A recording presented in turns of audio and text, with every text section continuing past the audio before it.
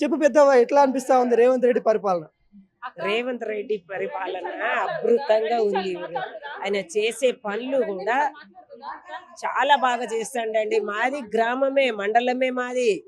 మా మండలాల్లో రైతు బంధు గాని, రైతు రుణమాఫీ గాని, రైతులకు ఏం కావాలో అవన్నీ 500 బోనస్ గాని అన్ని చక్కగా ఇస్తాండు.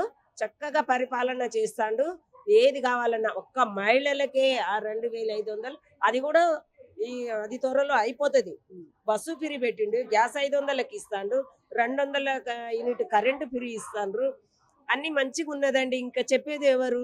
అసలు రేవంత్ రెడ్డికి పరిపాలన చేతన అవ్వట్లేదు, మీరేమో మంచిగా చేస్తున్నారని చెప్పబడుతుంది. వాళ్ళ చేత కావట్లేదు. కేసీఆర్ కనే గద్దె దింపినాం. ఇంకా రేవంత్ రెడ్డికి ఎందుకు చేత కావట్లేదు? మంచిగా చేస్తాడు, అద్భుతంగా. ప్రజలు అందరూ ఎన్నుకున్నారు, తీసుకొచ్చిండ్రు, మంచి పని చేస్తాడు.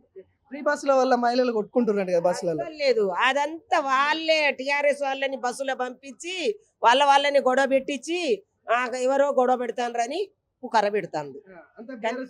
అంత బిఆర్ఎస్ వాళ్ళే. కానీ అస్సలు ఎంత చక్కగా బస్సులో ఎంత మంది ఉన్నా నిలబడినా సరే మంచిగా ఎక్కించుకొని పోతాండ్రు. గొడవ లేదు. అంది మా అక్కయ్యలని మోసం చేస్తుంది కాంగ్రెస్ పార్టీ అని అంటుంది కదా ఆమె. కవితక్క ఏం చేసింది అందరికి తెలుసు కదా. కవితక్క ఇన్ని రోజులు జైల్లో ఉండి వచ్చింది, ఇంకా సరిపోలేదా కవితక్క? ఇంకా మాకు చెప్పే అంత ఆమెకు అర్హత లేదు కూడా. కాంగ్రెస్ పార్టీకి చెప్పే అంత అర్హత కవితక్కకి లేదు. ఆమె చేసుకుంది, దోసుకుంది, అన్ని అయిపోయింది, ఇంకేం మిగల్లే. అన్ని కోట్ల అప్పు కుప్ప పెట్టిపోయినరు. అది కాంగ్రెస్ పార్టీ ప్రభుత్వం. దాన్ని అప్పు కడతాండ్రు, వడ్డీ కడతాండ్రు, ప్రజలకు చూస్తాడు. ఇంకోటి బాలామృతము, కేసీఆర్ కిట్ ఇవన్నీ అయితే ఉన్నాయో ఇప్పుడు రేవంత్ రెడ్డి వచ్చినాక బంద్ చేయడము సరికాదని అంటా ఉన్నారు. ఎలా వస్తున్నాం? ఎందుకు కాదు, అది సరి అయిన పనే చేస్తాడు. దానికి తప్పు అస్సలే లేదు. ఆయన చెప్పుకుంటే మనం వినే అంత స్థాయిలో మనం లేము. ఇప్పుడు జనాలు ప్రజలు ఎవ్వరు వినరు. అది ఏం చేయాలో చేసిండ్రు. ఆ తెల్లారే కుప్పగుల్లిండు. ఏదో మళ్ళీ డిస్ మొత్తం మార్పిచ్చి మళ్ళీ నిలబెట్టిండ్రు. అంతేగాని ఆయన ఏం చేత కాదు, ఇప్పుడు చెయ్యడు. ఆయన కొడుకు బిడ్డలు ఇంకా ఏమన్నా ఉన్నాయా అని చూస్తాను, కానీ ఇప్పుడు ఏం లేదు మన రాష్ట్రంలో. కేసీఆర్ సీఎం అవుతాడు, మళ్ళీ మేము వస్తాం అంటారు. అంత అట్లా చెప్పుకోకపోతే ఇంకేం చెప్పుకుంటారు? వాళ్ళకి ఏం చేత కానప్పుడు అట్లేం చెప్పుకుంటారు. కానీ ప్రజలు ఇంకా ఇంకా పోతా ఇంకా బుద్ధి పెడతారు. కానీ ఆయనకు ఓటేసి మళ్ళీ గెలిపించి మళ్ళీ సీఎం చైర్లో మాత్రం కూర్చోబెట్టారు.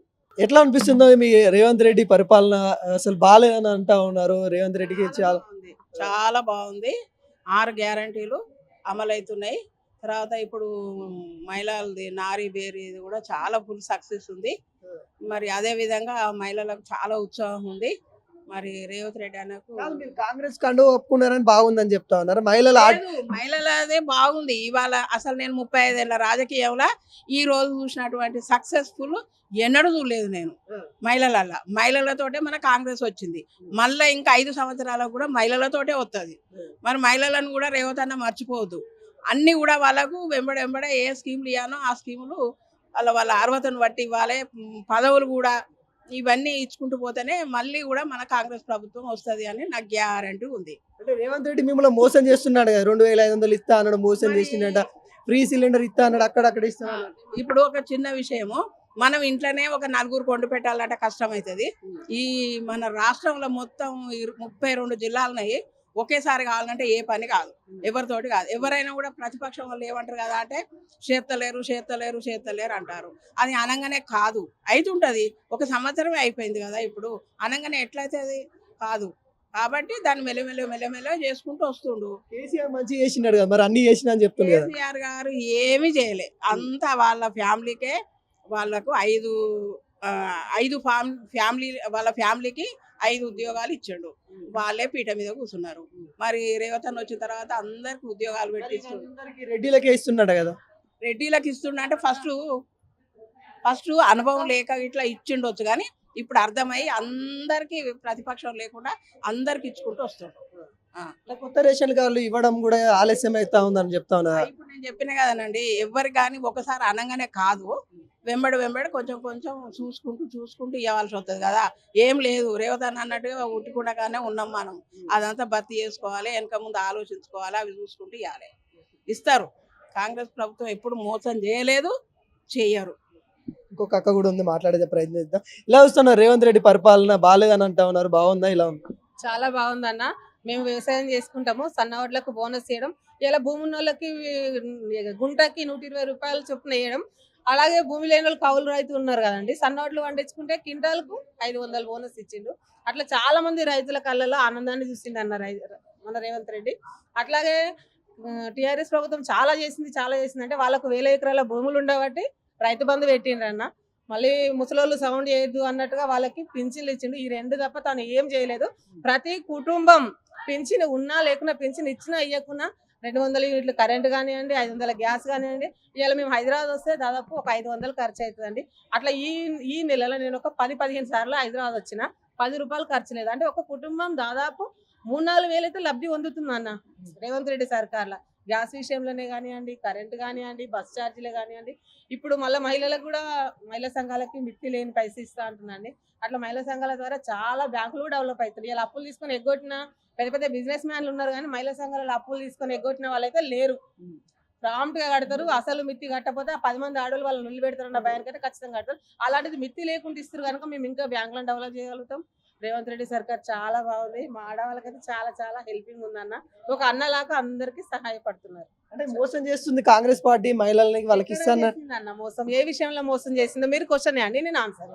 అదే మీకు ఇవ్వాల్సిన 2500 500 ఒక లెక్క కాదండి. ఇప్పుడు ప్రతి కుటుంబం, ప్రతి ఒక్క అక్క, ప్రతి ఒక్క చెల్లె ఒక 1 month లో 3-4 వేలు లబ్ధి అయితే పొందుతుందన్న. ఇప్పుడు 500 మనం హైదరాబాద్ వస్తే 500 అవుతుంది. అట్లా 4 సార్లు వస్తున్నాము, 2 సార్లు వస్తున్నాం. కానీ 1 టైం అనుకోండి 500 అయితే మిగులుతుంది 1 month లో. మళ్ళీ గ్యాస్ కి 500 వస్తుంది. కరెంట్ 200 యూనిట్లు అంటే దాదాపు 400-500 బిల్ అయితే కడుతుంటే మన కేసీఆర్ కిట్ ఇచ్చేటప్పుడు కేసీఆర్ వాళ్ళకి అబ్బాయి పుడితే 13,000 ఇలా పిల్లల్ని అన్నాడు, పిల్లలకు కిట్టు కొనుక్కోలేడా అన్న?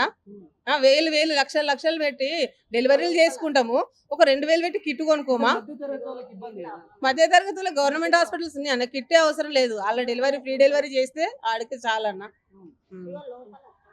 కిట్టు కొనుక్కోలేని స్థితిలో ఎవరు లేరు. అంటే రేవంత్ రెడ్డి తీరు మహిళలకి ఇక్కడ ఇబ్బంది అవుతా ఉంది, క్రైమ్ రేట్ కూడా పెరుగుతా ఉందని అంటా ఉన్నారు.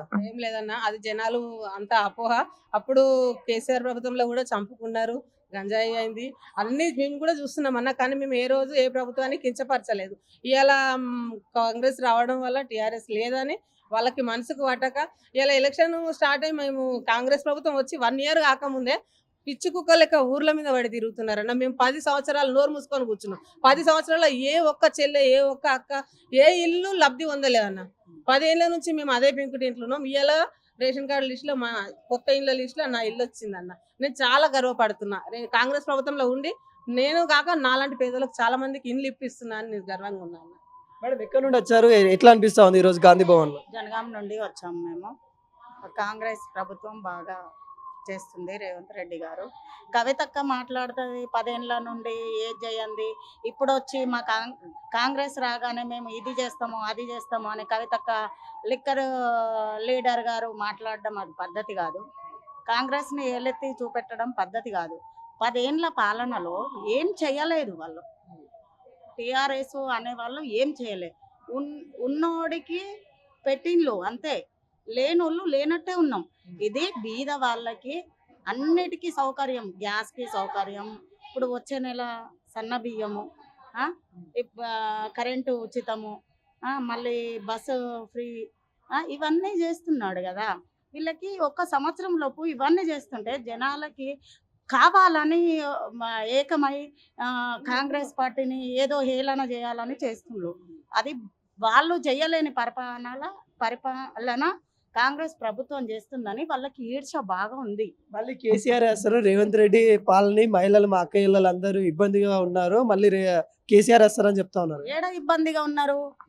ఎవరికి ఆరోగ్యం బాగాలేకుంటే ఎక్కడి నుండి అయినా హైదరాబాద్కి రావాల్సిందే. అందరు ఫ్రీగా వస్తుండ్రు. చాలా మంది జాబర్స్ సుతా ఫ్రీ బస్ అని వస్తుండ్రు. కార్లలో డీజిల్ మిషన్ భగీరథతో అప్పుడు అందరికి మంచినీళ్ళు అందించేది, ఇప్పుడు ఏం ఇబ్బంది అవుతుంది అంటారు. ఎవరికి మంచినీళ్ళు, మురుకు నీళ్ళు తెలుసా? మురుకు నీళ్ళు అప్పుడు మురుకు నీళ్ళు. ఇప్పుడు రేవంత్ రెడ్డి గారు ఇప్పుడు సంవత్సరంలో ఇన్ని చేసిండు, ఒక 10 సంవత్సరాలు ఉంటే ఇంకెన్ని చేస్తాడు? జనాలు ఓకే పట్టాలి. కాకపోతే వాళ్ళు జనాలు అనుకుంటలేరు, వాళ్ళు ఉచికాయిస్తుండ్రు అంతే. కావాలని అట్లా బురద చల్లడం బాగా వాళ్ళకి నేర్చుకున్నారు అన్నట్టు. మరి ఇక వాళ్ళ ప్రయత్నం అదే కదా. కేటీఆర్ కూడా అంటుంది కదా రేవంత్ రెడ్డికి పాలన చేయడం అవ్వట్లేదు. కేటీఆర్ ఏం చేసిండు అసలు? ఏమైనా మందు బాబులు, ఆ? మందు అది అంటారు కదా, జెంట్స్కి మందు అలవాటు చేసిండు. ఇప్పుడు జర లేడీస్ కాంగ్రెస్ ప్రభుత్వం మాకు లేడీస్కి బాగా అది చేయడం వల్ల వాళ్ళు ఇక తట్టుకోలేకపోతాను, అంతే. తట్టుకోలేక అన్నీ ఇక చెప్తా ఉంటారు. ప్రతి ఒక్క పని చేస్తుండు రేవంత్ రెడ్డి గారు. ఎట్లా అనిపిస్తుందమ్మా రేవంత్ రెడ్డి పరిపాలన? చాలా బాగుంది. తెలంగాణ మన రేవంత్ అన్న పరిపాలనలో మహిళలు చాలా సంతోషంగా ఉన్నారు. మహిళలకు చాలా వరకు సభ్యత్వాలు చేస్తున్నాం, కాంగ్రెస్ పార్టీ నుంచి మెంబర్షిప్లు చేస్తున్నాం. ఇప్పటి వరకు అయితే మహిళలు ఒక నెంబర్ స్థానంలో ఉంది. రిజర్వేషన్లో కానీ సభ్యత్వంలో కానీ ఒక స్థానం అనేది కాంగ్రెస్ ప్రభుత్వం నుంచి కల్పించింది. మాది కాన్స్టెన్సీ మహేశ్వరం కాన్స్టెన్సీ. మా సైడు ఎమ్మెల్యే కించన లక్ష్మారెడ్డి గారి ఆధ్వర్యంలోని పార్టీ కార్యాలయానికి చాలా మంది సమస్యలతోటి మహిళలు కానీ ప్రజలు కానీ ఎంతో మంది రైతులు సమస్యలతోటి బాగా పార్టీ ఆఫీస్ కార్యాలయానికి వస్తున్నారు. ఆ సమస్యలను తెలుసుకొని మా కించన లక్ష్మారెడ్డి గారి అన్నగారు ఆ సమస్యల్లో చకచక ప్రజలకు సాల్వ్ చేస్తున్నారు. కృషి అనే నిరంతరం ప్రజలకు సేవ చేసుకుంటూ తన సమస్యలను సాల్వ్ చేసుకుంటూ ఉంటున్నారు మన కించన లక్ష్మారెడ్డి గారి అన్నగారు మహేశ్వరం కాన్స్టెన్సీ. అదేవిధంగా మహిళలకు మన కాంగ్రెస్ ప్రభుత్వంలో బస్ ఫ్రీ, 0 బిల్లు, మేము రైతులం ఏంటంటే రుణమాఫీ కొంతమంది 70 వరకు అయ్యింది ప్రజలకు మాత్రం రైతులకు అందింది. ఓ 20% వరకు అందలేదు. అందని వాళ్ళకి ఏం చేస్తుందంటే ప్రభుత్వం అధికారులతోటి ఫామ్ ఫిల్అప్ చేసుకొని మళ్ళీ అందే విధంగా వాళ్ళకి మా లక్ష్మారెడ్డి గారు అందే విధంగా కృషి చేస్తున్నాడు ప్రజలకు. అదే విధంగా మహిళలకు ఎంతో అండగా నిలబడుతున్నాడు. బడుగు బలహీన వర్గాలకు మా సపోర్టుగా మా కింజల లక్ష్మారెడ్డి అన్నగారు ఆధ్వర్యంలో చాలా పనులు జరుగుతున్నాయి. మహిళలకు ఇస్తా అన్న పథకాలు ఏవి ఇవ్వట్లేదు అని చెప్తా ఉన్నారు. 2500 కానీ వాళ్ళకి ఇవ్వాల్సిన ఏదైతే లక్షాధికారులను చేస్తా అన్నారు అవి ఏం చేయట్లేదు అని అంటారు. మహిళలకు ఏం చేస్తలేదన్న కాంగ్రెస్ ప్రభుత్వం బస్సు ఫ్రీ అయిపోయింది, 0 బిల్ అయిపోయింది. ఒక మహిళ బయటికి వెళ్ళాలంటే రోజు ఒక 500 కూలి వేసుకుంటుంది. అందులో 200 ఎట్లా అంటే విలేజ్ నుంచి 100 రూపాయలు టికెట్, మళ్ళీ అవతల డే పాస్ అనేది మళ్ళీ సిటీకి 100 రూపాయలు, 200, 500 కూలీ వేసుకుంటే 200 మన బస్ ఛార్జ్ పెడితే 300 తోటి బతకడం చాలా కష్టం. కాబట్టి మహిళలు ఆ 500 కూడా బస్ తోటి కలిపి 500 సంపాదించుకుంటే అది నిత్యావసర సరుకులకు 6000 చొప్పున అవుతున్నాయి. రోజు 200 అనే వరకు ఒక మహిళకు ఆ 6000 చొప్పున నెలకు అమౌంట్ అవుతున్నాయి. ఆ 6000 నిత్యావసర సరుకులకైతే పేద మహిళలకైతే ఉపాధి కల్పించినట్టే కదా. ఇప్పుడు 0 అకౌంట్ అన్నారు, కరెంటు బిల్లు అది కూడా నెలకు 200 యూనిట్లు అన్నారు, అది కూడా ఒక ఉపాధి కల్పించినట్టే కదా. మరి రేవంత్ అన్న పరిపాలనలో మన తెలంగాణ ప్రభుత్వంలో అయితే ఒక కాంగ్రెస్ ప్రభుత్వం అయితే ఉపాధి కల్పించినట్టే కదా. ప్రజలకు లేని వాళ్ళకైతే ఉపాధి కనిపించినట్టే. ఇక చేయకపోవడం అనేది మనకేం కనిపిస్తలేదు. ఇది అంతా అపోహలే, వీళ్ళంతా అనుకోవడం మాత్రం బీఆర్ఎస్ ప్రభుత్వం అయితే అపోహలు. ఏది బీఆర్ఎస్ ప్రభుత్వంలో 10 సంవత్సరాల పాలనలో మా గ్రామంలో కందుకూరు మండల గ్రామంలో ఒక్క ఇల్లు కూడా కట్టించింది లేదు, ఒక్క ఇటుక పెట్టి ఇల్లు కట్టించింది లేదు ఎవరు బీఆర్ఎస్ ప్రభుత్వం. ఇప్పుడు మా ఇంద్రమ్మ ప్రభుత్వం అప్పుడు పరిపాలనలో ఉన్నప్పుడు కూడా ఇంద్రమ్మ ఇండ్లే ఉన్నాయి, కానీ ప్రతి గ్రామాలలో ఇంద్రమ్మ ఇల్లే ఉన్నాయని. ఎక్కడివి బీఆర్ఎస్ ప్రభుత్వంలో డబుల్ బెడ్రూమ్ లాంటివి అవి ఏంటేంటో చెప్తి. ఒక్కటన్నా నువ్వు నిర్మించినావా? ఒక ఇటుక పెట్టి కట్టినావా? మా గ్రామాలలో ఒక ఇల్లు కూడా కట్టినావా? ఒక ఇటుక కూడా కట్టలేదు నువ్వు. మళ్ళీ విద్యాశాఖ మంత్రిగా ఉన్నావా అమ్మ సబితమ్మ గారు? మీరేంటి విద్యాశాఖ మంత్రి? గవర్నమెంట్ స్కూల్ ఎంత దారుణంగా ఉన్నాయి, వాళ్ళకి బాత్రూమ్లు సౌకర్యం లేదు. నువ్వు ఉన్నప్పుడు విద్యాశాఖ మంత్రి ఉన్న పేపర్లు లీకేజీలు, పిల్లల సౌకర్యాలు చూసినావా? గ్రామాలలో ఎంత దారుణంగా ఉన్నాయో. మా గ్రామంలో మా కార్యకర్తలు అందరూ కలిసి పరిశుభ్రత డోజర్లు పెట్టి అంతా క్లీన్ చేసి పరిశుభ్రత చేస్తున్నాం. మా గ్రామాలలో ఎవరు కార్యకర్తలు అందరం కలిసి, కాంగ్రెస్ కార్యకర్తలు అందరం కలిసి పరిశుభ్రత చేస్తున్నాము గ్రామాలలో. నువ్వేంటమ్మా ఇన్ని రోజులు విద్యాశాఖ మంత్రి, ఒక్కసారి గవర్నమెంట్ స్కూల్ వాకప్ చేసినావా? ఎంత దారుణంగా తయారైనాయి పేపర్ లీకేజీలు. మళ్ళీ అందులో ఈ కాంగ్రెస్ ప్రభుత్వంలో మహిళలకు చాలా సంతోషంగా ఉన్నారన్న. మా రేవంత్ అన్న పరిపాలన చాలా సంతోషం. ఇంకా ముందుకు తీసుకెళ్తారని అనుకుంటున్నాను మహిళలకు. థ్యాంక్ యూ అన్న. జై కాంగ్రెస్.